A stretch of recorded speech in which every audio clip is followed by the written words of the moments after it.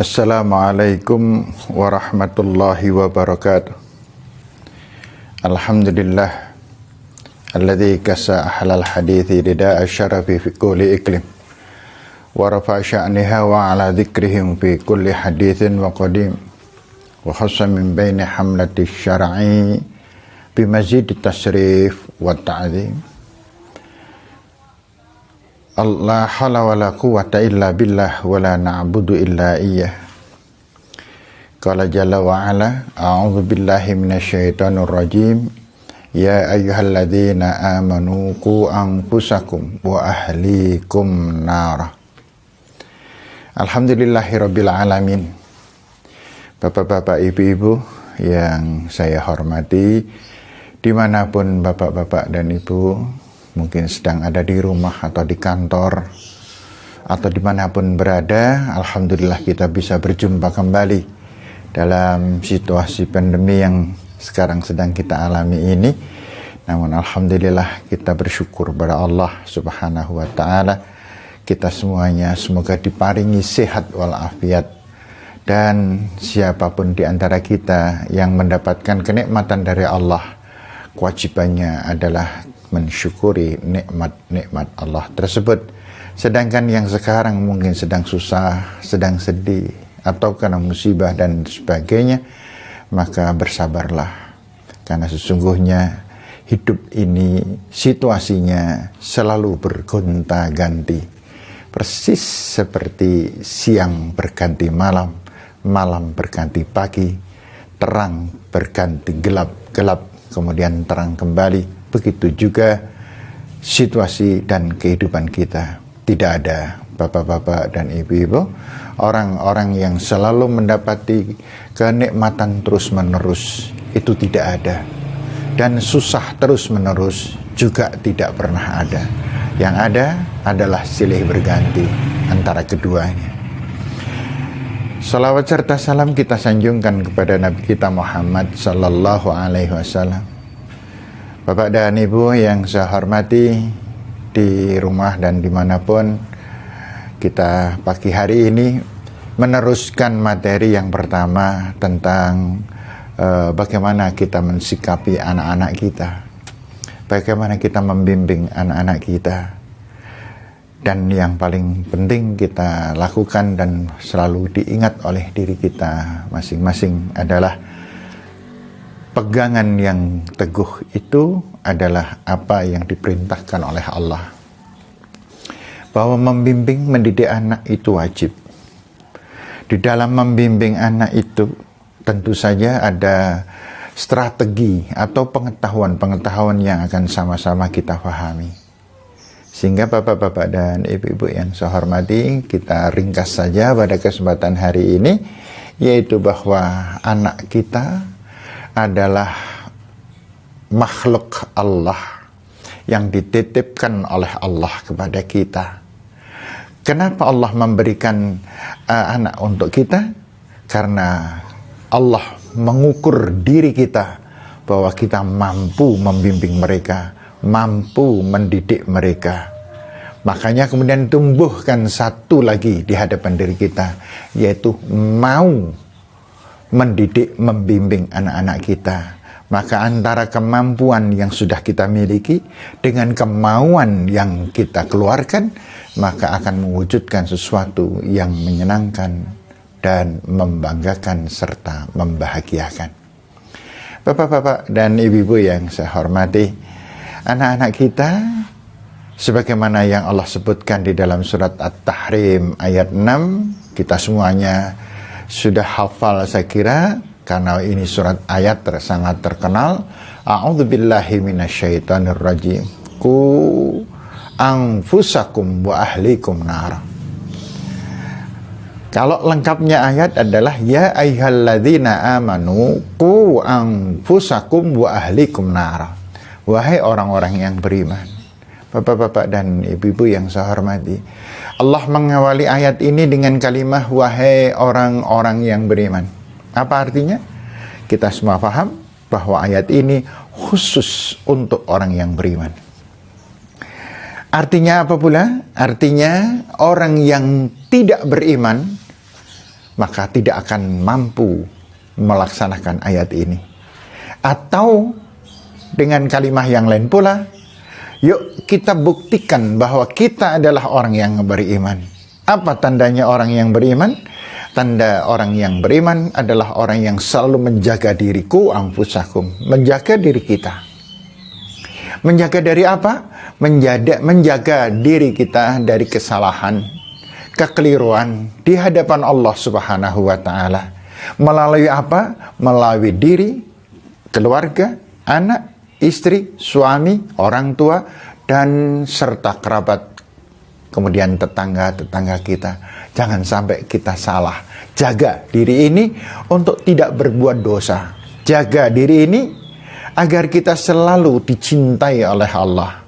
Jaga diri ini agar kita mampu melaksanakan perintah-perintah Allah dengan penuh tulus dan ikhlas. Wa ahlikum, dan kemudian kita diperintah untuk menjaga keluarga kita. Seorang ibu punya tanggung jawab untuk membimbing dan mendidik anak-anak. Seorang bapak bertanggung jawab untuk membimbing dan mendidik anak-anak serta keluarganya. Dari apa? Dari api neraka. Artinya apa?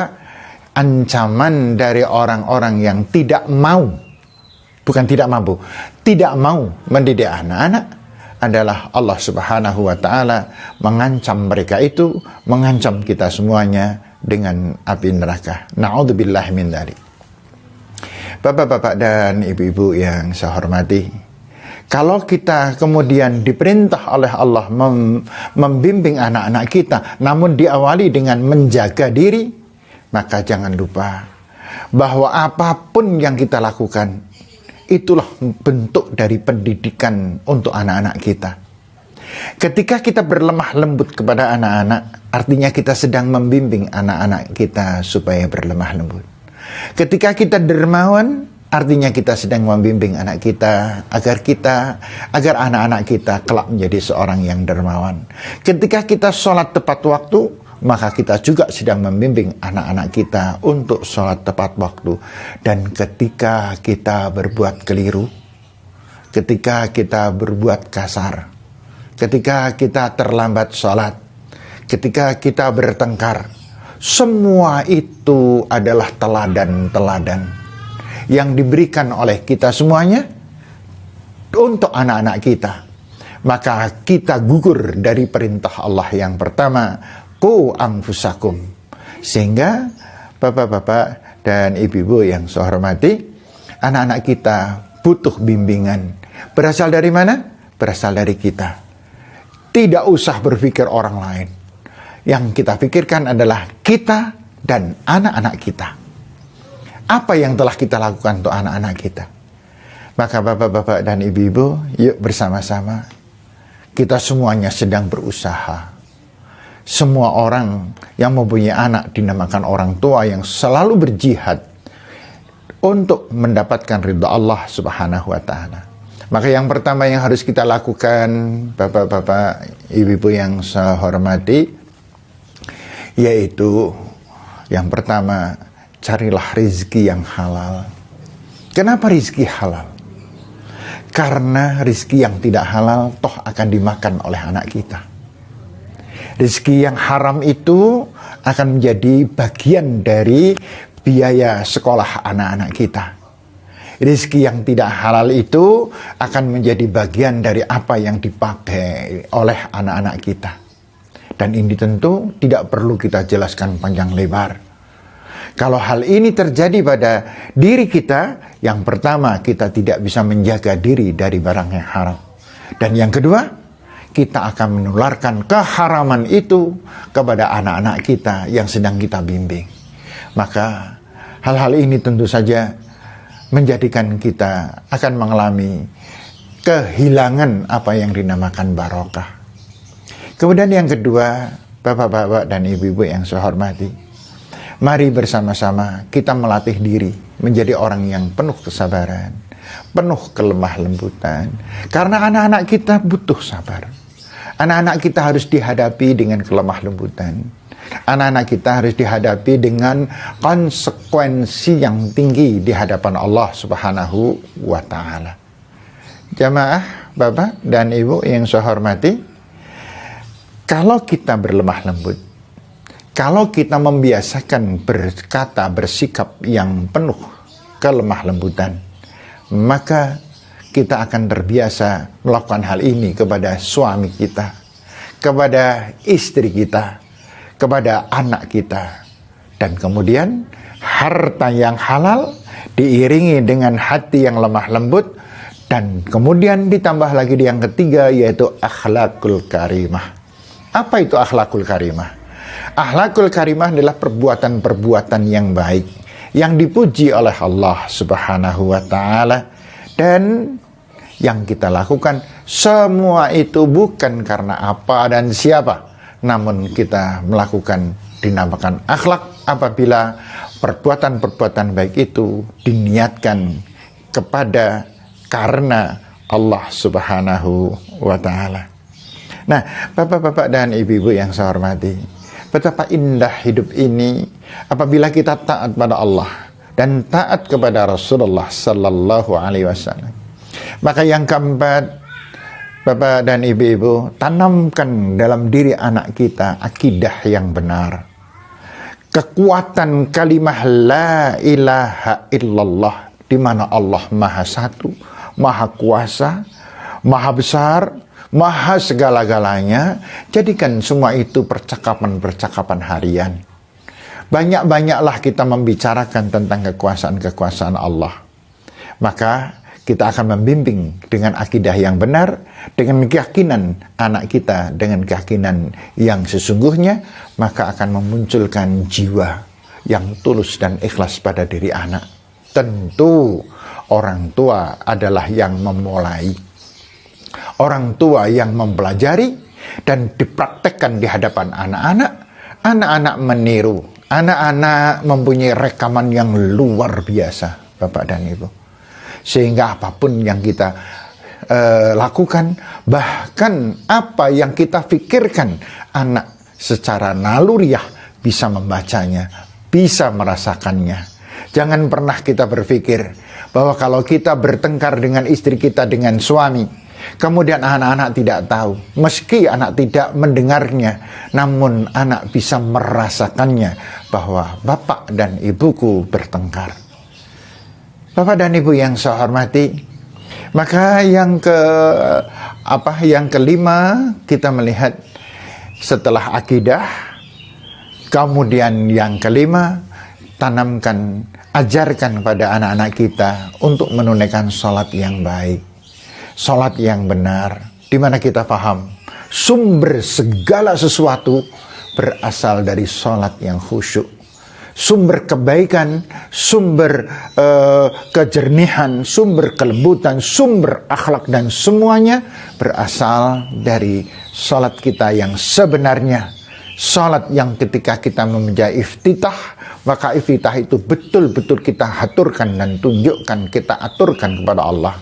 Kita membaca Fatihah, maka Fatihah itulah yang ditujukan kepada Allah.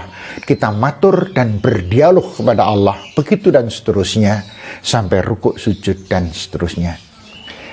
Bapak-bapak sekalian yang saya hormati, ibu-ibu yang saya hormati, kemudian kita ketika menunaikan sholat, maka rangkaian sholat adalah rangkaian yang bukan sekedar 4 rakaat atau 3 rakaat, namun sholat yang sebenarnya yang dikehendaki oleh Allah adalah satu wudhu yang sempurna. Ajarkan pada anak-anak kita wudhu yang sempurna. Bagaimana wudhu sempurna? Kita bisa mempelajarinya. Kita mengeduk ilmu dari siapa yang mengetahui hal ini, kan kemudian kita ajarkan pada anak-anak kita. Ada orang mengatakan, tapi kan di sekolahan sudah diajarkan. Ya, di sekolahan sudah diajarkan. Tapi kita perlu checking. Tapi kita perlu mengetahui anak ini sudah seberapa. Jangan lupa Bapak dan Ibu yang saya hormati, bahwa dari 30 siswa dalam satu kelas, ketika mendapatkan pelajaran yang sama, gurunya sama, keterangannya sama, tapi hasilnya sangat berbeda-beda. Kita ada semacam kekhawatiran Mungkin di sekolahan sudah diajarkan wudhu, diajarkan sholat, diajarkan akhlak, diajarkan ini. Tapi semua itu belum tentu bisa tersadap oleh anak kita dengan sebaik-baiknya. Kita semuanya perlu kontrol, kita perlu cek. Bisa jadi anak-anak kita belum memahami atau belum sempurna dalam melaksanakan atau mempraktekkan semua itu. Sholat tentu kita ajak anak-anak berdialog, bercakap-cakap tentang sholat kita, sholat anak, kemudian bagaimana tata cara sholat yang benar. Kemudian Bapak dan Ibu yang saya hormati, kita harus juga memahami yang tadi saya mau mengatakan, bahwa sholat bukan hanya sekedar 4 rakaat, tetapi perlu ada yang pertama adalah wudhunya sempurna. Kemudian gerak-gerik dan seluruhnya harus khusyuk dan tumakninah di dalamnya. Bacaannya tartil, diusahakan memahami bacaan-bacaan sholat. Setelah sholat, kita mesti berzikir. Luangkan waktu kita untuk Allah. Berkorbanlah waktu sejenak, barang 5, paling banyak 10 menit. Kita matur kepada Allah, kita mengingat Allah, kita tundukkan hati kita. Kita mengucapkan beberapa zikir ba'da shalah. Setelah itu, maka jamaah Bapak dan Ibu yang saya hormati, disitulah kemudian Allah Subhanahu wa ta'ala melihat bahwa kita adalah orang yang patut dikasihani. Kita patut dicintai oleh Allah. Kenapa? Karena kita berani berkorban demi cinta kita kepada Allah. Kita mengorbankan waktu kita. Kita memperhatikan Allah, maka Allah Subhanahu wa ta'ala akan menurunkan apa yang kita lakukan. Allah Subhanahu wa ta'ala selalu memegang apa yang dinamakan hukum kausal, hukum sebab akibat. Bapak sekalian dan Ibu yang saya hormati, yuk kita bertanya, sudahkah kita mencintai Allah? Seberapa pengorbanan cinta kita kepada Allah, maka seberapa pula apa yang akan Allah berikan. Seberapa perhatian kita terhadap Allah, maka seberapa pula perhatian Allah terhadap kita. Maka setelah kita berzikir, kemudian kita berdoa, kita nyuwun yang sesungguhnya. Bukan hanya sekedar memberi contoh pada anak, bukan sekedar memberikan perilaku yang baik pada anak, bukan sekedar memberikan rizki halal pada anak dan sebagainya, namun juga kita nyuwun pada Allah Subhanahu wa ta'ala. Allah berkenan menjadikan anak-anak kita anak yang saleh, anak yang salihah, anak yang kelak ya Allah setelah kita semuanya dipanggil oleh Allah, maka Allah akan anak-anak kita akan menjadi anak-anak yang saleh yang mendoakan kedua orang tuanya. Demikian Bapak-bapak dan Ibu-ibu, masih bersambung di kesempatan yang akan datang. Kita akan menyampaikan hal-hal berikutnya. Namun demikian, apabila ada keliru dan salah, saya mohon maaf yang sebesar-besarnya. Billahi taufiq wal hidayah. Assalamualaikum warahmatullahi wabarakatuh.